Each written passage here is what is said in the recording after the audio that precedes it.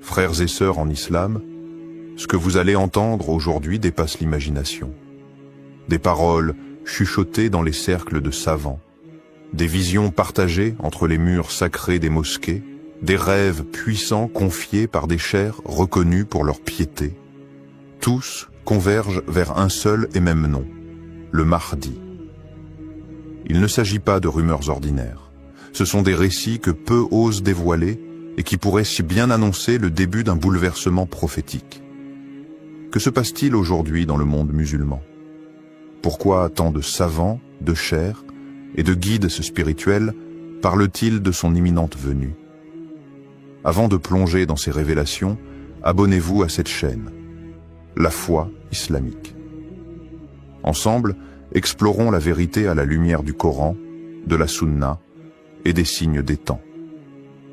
Au nom d'Allah, le tout miséricordieux, le très miséricordieux, ô Seigneur, éclaire nos cœurs de ta lumière, affermis notre foi dans les épreuves, et accorde-nous la guidance à travers les signes que tu révèles à tes serviteurs sincères.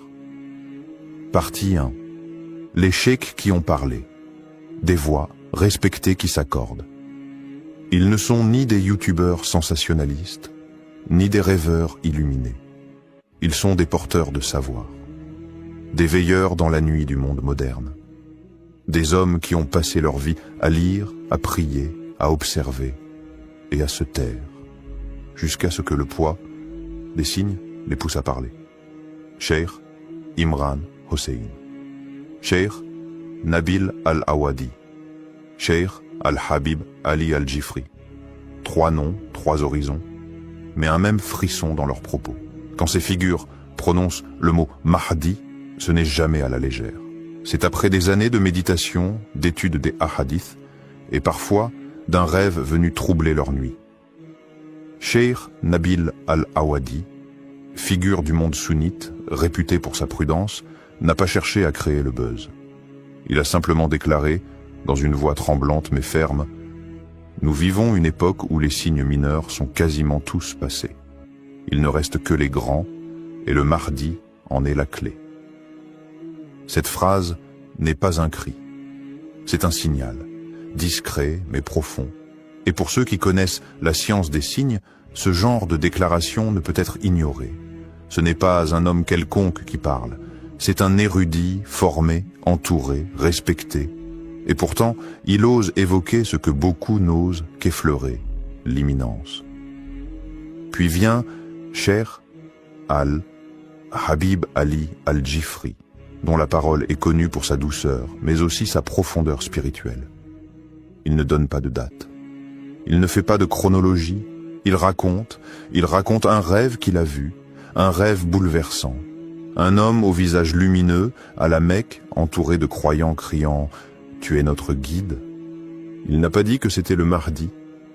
Il n'a pas prononcé ce mot. Mais son regard, en racontant ce rêve, parlait pour lui. Il tremblait d'émotion, comme si cette vision avait traversé son âme. Ce qu'il faut comprendre ici, c'est que ces hommes n'agissent jamais sur une impulsion. Ils sont les héritiers d'un savoir minutieux, transmis à travers les générations. Lorsqu'ils parlent, c'est avec des siècles de prudence derrière eux. Alors pourquoi maintenant? Pourquoi ces allusions, ces récits, ces alertes? Parce qu'ils sentent, non pas dans un délire mystique, mais dans une analyse du monde.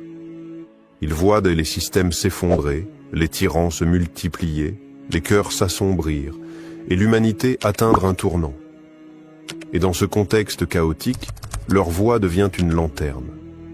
Une lanterne qui ne dit pas « il est là », mais qui murmure « il approche ». Et ce murmure devient une symphonie quand on entend Cheikh Imran Hossein évoquer la fin des temps. Depuis des décennies, il décrypte les signes. D'abord ignoré, puis critiqué, il est aujourd'hui écouté. Pourquoi? Parce que ce qu'il a annoncé hier devient réalité aujourd'hui. Lui aussi évoque l'arrivée du Mahdi. Pas comme une certitude datée, mais comme une conséquence logique de ce que les textes annoncent et que les événements mondiaux confirment. Ces cheikhs ne cherchent pas à convaincre. Ils appellent à préparer. non pas les valises, mais les cœurs. Ils ne disent pas « croyez à notre vision », ils disent « retournez à Allah, rapprochez-vous de la vérité, soyez prêts ». Et c'est peut-être cela le plus bouleversant. Ce n'est pas le contenu de leur vision qui nous secoue, c'est leur sincérité, leur prudence, leur douleur aussi, lorsqu'ils évoquent ce qui vient. Car ils savent que l'arrivée du Mahdi ne sera pas un feu d'artifice. Ce sera une secousse, un réveil, une épreuve. Et seuls les cœurs connectés à la lumière divine tiendront. Partie 2. Des rêves révélateurs. Ce que certains ont vu du Mahdi. Dans le silence de la nuit, alors que le monde dort et que les âmes s'élèvent, certains voient. Pas avec les yeux du corps, mais avec ceux du cœur. Ces rêves ne sont pas des fantaisies.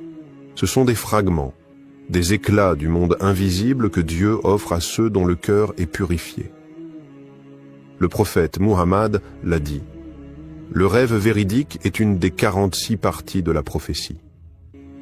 Et dans notre époque troublée, ces rêves se multiplient, pas chez n'importe qui, mais chez des hommes de science, des femmes pieuses, des étudiants sincères, des chers silencieux que le ciel réveille.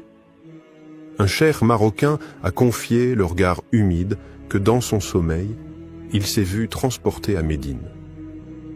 Là, debout devant le noble tombeau du prophète, un homme pleurait, les mains levées, le cœur déversé en larmes.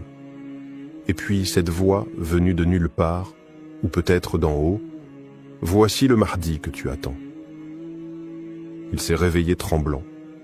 Il n'a pas cherché à interpréter, il a seulement su. Quelque chose s'est imprimé en lui, comme une certitude douce et pesante à la fois. Il n'a pas cherché à en parler partout. Il l'a partagé à quelques élèves, à ceux capables d'entendre sans moquerie, de ressentir sans idolâtrer. Ce rêve n'est pas isolé. Il fait partie d'une constellation. En Égypte, un fakir raconte avoir vu une foule immense autour de la Kaaba. Un homme, vêtu simplement, au regard baissé, refusait de monter sur le minbar. Mais les gens le suppliaient. Ils l'appelaient par un nom qu'il n'ose plus répéter sans frissonner. À Karachi, une femme pieuse raconte une vision où la nuit s'est éclairée d'une lumière intense. Un homme marchait entre les ruines d'un monde brisé. Derrière lui, des enfants, des savants, des orphelins. Il ne parlait pas, mais sa présence apaisait. Les oiseaux se taisaient et même le vent semblait écouter. Et ce qui trouble le plus, c'est l'universalité de ces visions. Pakistan, Yémen, Europe, Afrique, Indonésie, France, partout, les récits se recoupent.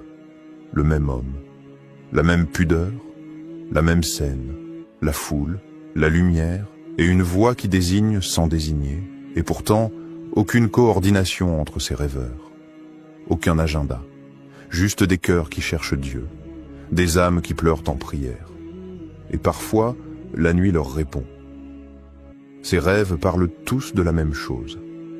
Un homme qui ne veut pas être reconnu, qui refuse le pouvoir, mais que les gens reconnaissent malgré lui. Un homme qui pleure devant le prophète et qui porte une lumière intérieure que même les aveugles sentiraient en passer. Alors, que faire de ces récits? Les rejeter en bloc? Les ranger dans une case de coïncidence collective? Ou faut-il, peut-être, se poser une autre question? Et si ces rêves n'étaient pas là pour désigner un homme, mais pour réveiller des cœurs? Peut-être qu'Allah nous montre ce visage, non pas pour qu'on le suive aveuglément, mais pour qu'on se prépare à ce qu'il représente. La fin de la corruption, le retour de la justice, le triomphe de la vérité. Le début d'une ère où l'islam se vivra avec sincérité, non plus dans la peur ou la honte. Et dans cette époque pleine de mensonges, de confusion et de douleur, ces rêves sont peut-être les derniers flambeaux avant la grande lumière.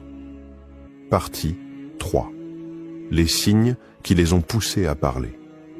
Il y a un moment où le silence devient trahison. Un moment où se taire face à l'effondrement du monde revient à abandonner les âmes à l'errance. Ce moment, selon certains savants, est arrivé. Depuis des années, les cheikhs les plus lucides observaient. Ils analysaient. Ils patientaient. Mais aujourd'hui, ils parlent. Et si des voix comme Cheikh Imran Hossein, Cheikh Nabil Al-Awadi ou Cheikh Al-Jifri ont décidé de s'exprimer sur le Mahdi, ce n'est pas par hasard. Ce n'est pas pour provoquer. C'est parce qu'ils ont vu les signes. Et ces signes sont devenus trop évidents, trop puissants pour être ignorés. Guerre dévastatrice au Moyen-Orient. Des villes réduites en cendres. Des enfants enterrés sous les ruines. Des peuples brisés, dispersés, déshumanisés. Et à chaque nouvelle guerre, un même schéma. Oppression, injustice, silence des puissants. Jérusalem sous tension. Cheikh Imran Hossein ne cesse de le répéter. Celui qui ne comprend pas le rôle prophétique d'Israël et de Jérusalem dans la fin des temps ne peut comprendre l'éveil du Mahdi. Il explique que le faux Messie, Dajjal, doit émerger à travers un système corrompu, sioniste, imposant au monde une fausse paix, une fausse liberté, une fausse justice. Et que le Mahdi, à l'inverse, apparaîtra comme un contre-choc, un retour à la vérité absolue, à la justice divine. Un monde à genoux. L'effondrement moral n'est plus une théorie. L'impudicité est devenue une industrie. L'injustice, une norme. Les tyrans sont applaudis, les justes emprisonnés. L'islam est caricaturé, surveillé, ridiculisé. Et au sein même de la Oumma, les divisions font rage. Sunnites contre chiites, traditionnalistes contre réformistes, culture contre culture, mosquée contre mosquée. Le climat, lui aussi, parle. Inondations, séismes, feux incontrôlables. La planète semble crier sous le poids des péchés de l'humanité.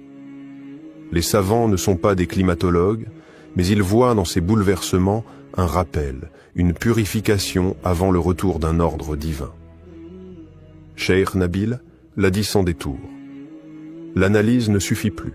Les gens ont besoin de foi, de lumière, car ce qui vient ne sera pas une manifestation spectaculaire. Ce sera une épreuve, une tempête qui n'épargnera que ceux qui auront préparé leur cœur. C'est cette urgence qui les pousse à parler. Pas pour créer de faux espoirs, pas pour désigner un homme à suivre, mais pour réveiller les cœurs. Ils ne donnent pas de nom, ils ne fixent pas de date, ils avertissent, ils secouent. Leur message est clair, le Mahdi ne viendra pas pour résoudre vos problèmes. Il viendra avec une mission immense qui exigera de vous vérité, sacrifice et foi. Si vous n'êtes pas prêt à vous réformer maintenant, vous ne le reconnaîtrez peut-être même pas quand il viendra. Ces chers voient, pas parce qu'ils sont devins, mais parce qu'ils ont appris à lire le monde avec le Coran dans une main, les hadiths dans l'autre, et les yeux tournés vers les signes d'Allah. Et ces signes, aujourd'hui, hurlent. Partie 4. La peur et l'humilité des savants devant ces signes. Il y a des vérités qu'on ne crie pas. On les chuchote avec respect, avec tremblement. Car elles ne sont pas des slogans, elles sont des responsabilités. Et c'est dans ce silence lourd, rempli de crainte et d'humilité, que les savants parlent du Mahdi. Ils ne s'affichent pas comme des visionnaires. Ils ne cherchent ni gloire, ni vue, ni applaudissements. Ils ne se prennent ni pour prophètes, ni pour élus. Non. Ils baissent l'âme la tête. Ils disent, nous ne savons pas, mais nous sentons. Et ce que nous sentons, c'est un appel. Leur voix n'est pas celle de la prédiction, mais celle de la précaution. Ils ne veulent pas exciter les foules, mais réveiller les cœurs. Cheikh Al-Habib Ali Al-Jifri l'a résumé dans une parole sobre et forte. Ce n'est pas notre rôle de dire quand, mais c'est notre devoir de dire comment s'y préparer. Et le comment ne parle jamais de politique, ni d'armes, ni d'agitation. Il parle de tauba, de ce retour intime à Allah, sincère, silencieux. Il parle de prières nocturnes, celles que personne ne voit, celles que seule la miséricorde d'Allah entend. Il parle de lecture du Coran, pas en récitation automatique, mais en méditation, en imploration.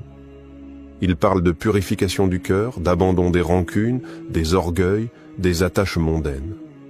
Car ce qui arrive, si cela arrive dans notre génération, ne sera pas une gloire facile, mais une épreuve immense. Le Mahdi, s'il est proche, ne viendra pas avec des promesses de confort ou des miracles de facilité. Il ne viendra pas flatter les foules, ni confirmer les illusions.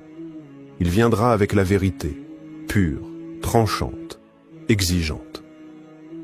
Et cette vérité ne se lit pas sur les pancartes, elle se lit dans les âmes. Et seules celles qui auront été purifiées pourront la reconnaître. Les savants insistent donc. Ce n'est pas une question de date, c'est une question d'état. Peut-être ne viendra-t-il pas dans nos vies. Peut-être oui. Mais si nous voyons les signes, alors ne rien dire, ce serait trahir. Ils parlent avec des larmes, pas avec des certitudes. Ils ne promettent pas, ils avertissent. Car la peur qu'ils portent dans leur cœur n'est pas celle du chaos, mais celle d'un peuple musulman endormi, qui pourrait rater ce moment décisif par simple distraction. Et ils rappellent ceci, avec douceur mais fermeté. Ne vous occupez pas de reconnaître le Mahdi, occupez-vous de devenir le genre de croyant qu'il reconnaîtra. Le Mahdi ne regardera pas la barbe, ni la tunique, ni les discours grandiloquents. Il regardera les cœurs, il les sentira, il les appellera. Et seuls ceux qui auront préparé leur âme à la vérité répondront à l'appel. Partie 5. Et si l'heure était vraiment proche? Et si ces murmures qu'on entend un peu partout n'étaient pas des coïncidences? Et si ce que disent ces chers n'était pas de l'exagération, mais un cri d'alerte voilé, une sonnette qu'Allah fait résonner dans le cœur des sincères? Et si c'était notre génération? Oui, celle-là même qui scrolle, qui doute, qui cherche sans toujours savoir quoi, qui allait voir de ses propres yeux le Mahdi marcher sur cette terre? Regarde autour de toi, les repères s'effondrent, les valeurs sont inversées, la lumière semble s'éteindre et l'obscurité gagne du terrain, même dans les âmes. Mais peut-être est-ce précisément dans cette nuit profonde qu'Allah a voulu que la lumière du Mahdi apparaisse. Et si ce n'était pas une légende? Et si ce n'était pas pour les autres, pour une époque lointaine, pour des récits d'histoire? Et si c'était maintenant, dans notre époque confuse et vacillante, qu'Allah a envoyé son serviteur caché, son réformateur promis, son signe vivant? Les jeunes musulmans, aujourd'hui, sont à la croisée des chemins. Beaucoup se sentent perdus, tiraillés entre modernité et foi, entre doutes et espoirs. Mais justement, c'est pour eux que le Mahdi est un espoir vivant. Un homme qui ne sera pas là pour séduire, mais pour réveiller. Pas là pour impressionner, mais pour guider. Pas là pour caresser l'ego, mais pour bousculer les cœurs. Il n'aura pas besoin de microphone. Il n'aura pas besoin de projecteur. Sa lumière viendra d'Allah, et ceux qui l'attendent avec foi le reconnaîtront sans confusion. Mais attention, ce n'est pas en spéculant sur lui qu'on se prépare. Ce n'est pas en débattant de son nom, de son origine, ou de ses gestes qu'on devient un de ses partisans. Ce n'est pas en surveillant les réseaux ou en cherchant des dates que l'on se tient prêt. C'est en purifiant son cœur. C'est en revenant à la prière, même quand personne ne regarde. C'est en refusant l'injustice, même dans le silence. C'est en écoutant les appels des savants, ces hommes droits qui n'ont rien à vendre, mais tout à transmettre. Non pas pour alimenter la panique, mais pour réveiller la foi. Parce qu'un jour, peut-être bientôt, peut-être très bientôt, tu te lèveras un matin et tu entendras que quelque chose a changé à la Mecque, ou qu'un homme inconnu a rassemblé des croyants, et que les visages pleurent, que les cœurs vibrent, et que ce que tu croyais loin était maintenant tout proche. Alors, seras-tu prêt ce jour-là? Ou feras-tu partie de ceux qui ont entendu, qui ont douté et qui diront « Si seulement j'avais pris cela au sérieux ». Frères et sœurs, ce que vous venez d'entendre n'est pas une fiction. Ce n'est pas un récit pour frissonner, ni une histoire pour passer le temps. C'est une réalité qui frappe à la porte. un souffle prophétique qui traverse les siècles et qui, aujourd'hui, se rapproche de nous. Des savants ont parlé, des rêves ont été vus, des signes se sont enchaînés. Mais tout cela, ce ne sont que des clés. La vraie question, elle était là. Que faisons-nous de ces clés? Tu peux fermer les yeux, tu peux retourner à ta vie comme si rien ne changeait, ou tu peux te lever, te purifier, te reconnecter à ton Seigneur. Parce que ce qui arrive n'est pas un film, ce n'est pas un slogan, c'est une épreuve finale, un tamis, un crible qui séparera les cœurs sincères des cœurs aveugles.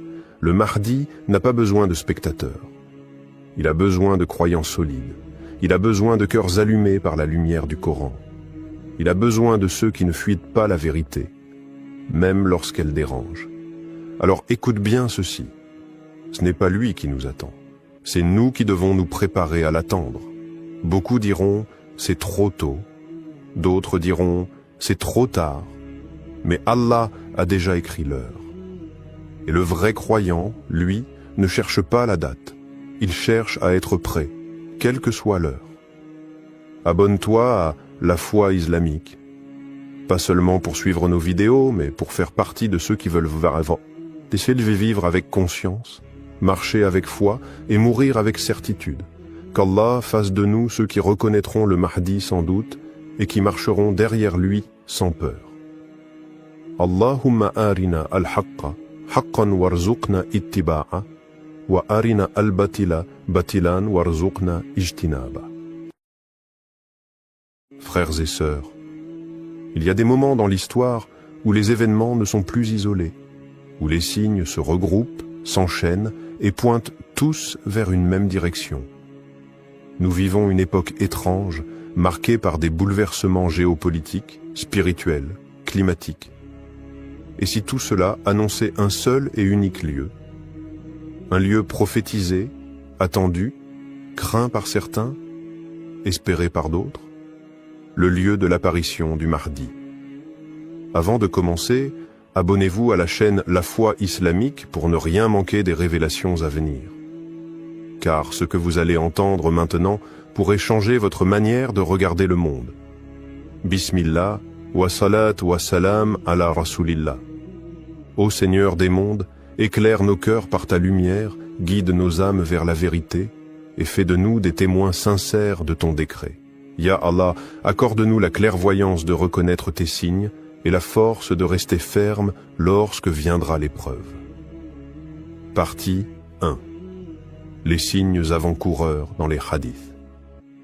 Ils sont là, non pas dans les récits d'un vieux livre poussiéreux qu'on feuillette par curiosité, mais dans les journaux, les écrans, les cris des peuples opprimés et les secousses invisibles de l'histoire. Les signes. Ils frappent à notre porte, et chaque jour, ils deviennent plus évidents. Le prophète Muhammad, le véridique, n'a laissé aucune zone d'ombre. Dans les recueils les plus authentiques, ses paroles retentissent comme un écho lointain, ou comme un avertissement imminent. Il a parlé d'un monde bouleversé, d'un déséquilibre général, de nations qui s'affrontent dans des conflits sans fin, de puissances qui s'effondrent, de peuples qui crient justice, de sang versé dans les lieux saints. Il a parlé de Cham, cette terre bénie et meurtrie. Il a mentionné Al-Quds, centre de tension et d'enjeux mystiques. Il a désigné l'Arabie, touchée par des luttes internes, des divisions claniques, des effusions qui tachent même les lieux les plus sacrés. Et maintenant regarde le monde autour de toi. Tout est en place. Des savants de toutes les époques, de l'Andalousie aux confins de l'Asie, ont consacré leur vie à étudier chaque détail de ces prophéties. Des générations entières ont tenté de tracer sur les cartes les lieux où ces signes se croiseraient, et presque tous s'accordent sur un point. Le Mahdi apparaîtra à la Mecque entre la pierre noire et le Maqam d'Ibrahim, là où les âmes en quête se retrouvent, là où la foi vibre avec une intensité unique. Mais voilà la nuance que peu perçoivent. Si la Mecque est le point d'émergence, cela ne signifie pas qu'il n'y aura pas d'autres étapes, car avant de se dévoiler au monde, le Mahdi est un homme qui marche dans l'ombre. Il ressent les douleurs du monde. Il traverse les nations, peut-être même les grandes capitales. Il voit l'injustice, il entend les appels des opprimés, il apprend en silence. Certains signes visibles, les guerres, les tremblements de terre, les crises sociales, sont comme les grondements avant une éruption. Mais il y a aussi des signes invisibles, des rêves partagés, des cœurs troublés sans savoir pourquoi, une sensation diffuse que quelque chose se prépare, quelque part. Ce sont les signes intérieurs, ceux que seule l'âme peut capter. Et là, une vérité mystérieuse se dévoile. La terre semble orienter tous les regards, tous les cris, toutes les prières vers un même point, un centre qui n'est pas encore révélé, mais qui agit déjà. Il ne s'agit plus seulement d'un lieu géographique. C'est un espace spirituel en train de s'éveiller. Un endroit où l'invisible devient perceptible, où la lumière revient lentement après des siècles d'ombre. Ce lieu n'a pas encore été nommé. Mais tout indique qu'il est déjà chargé d'un poids que seul un élu peut porter. Ce n'est pas un hasard si certains voient le même rêve à des milliers de kilomètres les uns des autres. Ce n'est pas un hasard si des savants se replongent dans les textes avec une urgence nouvelle. Ce n'est pas un hasard si les cieux et la terre semblent en attente. La prophétie avance. Et ceux qui regardent avec les yeux du cœur savent que les signes ne sont pas finis. Ils ne font que commencer et ils convergent vers un seul endroit. Partie 2. Le point de convergence des crises mondiales. Regarde autour de toi. Pas avec des yeux fatigués par l'information continue, mais avec des yeux lucides, éveillés, conscients. Quelque chose de plus profond que les chiffres et les bulletins d'actualité est en train de se jouer. Le monde se fracture. Et pourtant, ces fractures suivent un tracé qui nous ramène toujours au même point. À l'est, le Moyen-Orient brûle. Gaza saigne. La Syrie gémit. L'Irak panse encore ses plaies. Le Yémen supplie dans le silence médiatique. Des bombes tombent, mais aussi des masques. À l'ouest, l'Europe vacille. Elle doute de son identité, divisée entre un passé chrétien qu'elle a renié et un avenir qu'elle ne comprend plus. L'Occident tout entier semble fatigué de sa propre puissance. Les révoltes intérieures, la montée de l'extrême, l'effondrement moral, tout cela n'est pas que politique, c'est spirituel. Mais au centre, quelque chose attire. Quelque chose agit comme un point d'équilibre entre deux mondes, entre l'Orient mystique et l'Occident rationaliste, entre l'islam hérité et l'islam à venir. Ce point, c'est le cœur de la Méditerranée. Une zone où Jérusalem, Damas et la péninsule arabique forment un triangle sacré. Un triangle qui, depuis des siècles, abrite les plus grands bouleversements spirituels et géopolitiques. Mais quelque chose a changé, quelque chose de subtil. Les signes récents, les tensions invisibles, les rêves collectifs, les basculements soudains, tous commencent à indiquer un autre lieu. Un lieu que peu regardent, un lieu qui ne fait pas partie des récits classiques, mais que le destin semble redessiner à la lumière d'une prophétie vivante. Car le Mahdi, avant d'être reconnu, sera inconnu. Il ne surgira pas là où les foules l'attendent, comme on attend un roi avec tambour et fanfare. Il apparaîtra dans la discrétion. Il traversera des terres que l'on croyait marginales. Il portera peut-être un accent inattendu, une allure que personne ne reconnaît. Et c'est précisément là que le divin surprend. Il casse les cadres, il brise les habitudes. Certains signes, presque imperceptibles, orientent désormais notre regard vers un territoire nouveau, à la fois extérieur au monde musulman traditionnel et intérieurement connecté à son cœur. Ce lieu pourrait être en Europe, peut-être même dans une nation réputée pour son orgueil, sa laïcité, ses conflits avec l'islam. Un lieu que l'on pense fermé et qui peut-être cache la clé. Cela te semble improbable, mais n'est-ce pas ce que l'histoire nous a toujours enseigné? que les révolutions naissent là où on ne les attend pas, que les élus viennent de peuples oubliés, que les lumières jaillissent du cœur des ténèbres. Les tensions actuelles ne sont pas seulement politiques, ce sont des signaux divins. Elles pointent vers un nouveau carrefour, un endroit d'intersection, de rupture et de renaissance. Un point où l'ancien monde s'effondre et où le nouveau prend forme dans le silence.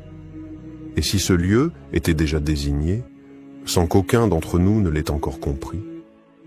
Et si les crises elles-mêmes formaient une carte invisible, dessinée par le doigt d'Allah, indiquant l'endroit exact où un événement prophétique doit s'accomplir? Rien n'est au hasard, et les signes ne mentent jamais. Partie 3. Le rôle caché de l'Occident et l'éveil spirituel inattendu. Et si on t'avait toujours appris à regarder au mauvais endroit? Et si les projecteurs braqués sur l'Orient t'avaient empêché de voir que la lumière du renouveau pourrait surgir de l'ombre même de l'Occident? L'idée semble presque choquante, inconfortable. Comment imaginer que le Mahdi, l'homme guidé par Allah, puisse avoir un lien direct avec des terres qui, historiquement, ont combattu l'islam? Et pourtant, aujourd'hui, l'Occident n'est plus ce qu'il était. Sous le vernis des villes brillantes, des institutions puissantes et des idéaux proclamés, un autre monde est en train de naître. Un monde de douleur, de fractures, mais aussi d'éveil. Regarde la France. Le climat est hostile, les discours sont durs, l'islam y est combattu sur le plan médiatique, politique, culturel. Mais c'est là aussi que l'on trouve la jeunesse musulmane la plus consciente, la plus engagée, la plus attachée à son identité. Dans les quartiers populaires, dans les universités, dans les rues, quelque chose brûle, pas de la colère, mais une soif. Soif de retour, soif d'ancrage, soif de Dieu. C'est en France que les mosquées débordent pour la prière du Fajr. C'est en Angleterre que des convertis racontent avoir vu le prophète en rêve. C'est en Allemagne, en Belgique, aux États-Unis que des jeunes, sans repères familiaux, redécouvrent l'islam par pur amour de la vérité. Ce phénomène n'est pas anodin, il est prophétique, car plusieurs hadiths évoquent l'Occident de manière énigmatique. Le prophète a mentionné un groupe de croyants venus des terres de l'Ouest, des gens à la fois purs, prêts à rejoindre le Mahdi. D'autres traditions, bien que sujettes à interprétation, laissent entendre que le Mahdi vivra un temps dans une terre d'incrédulité, une terre où il sera inconnu, rejeté, persécuté, mais protégé. C'est dans l'épreuve que les cœurs sont forgés. C'est dans l'exil que les prophètes ont été formés. Musa a grandi chez Pharaon. Youssouf a été élevé loin de sa famille.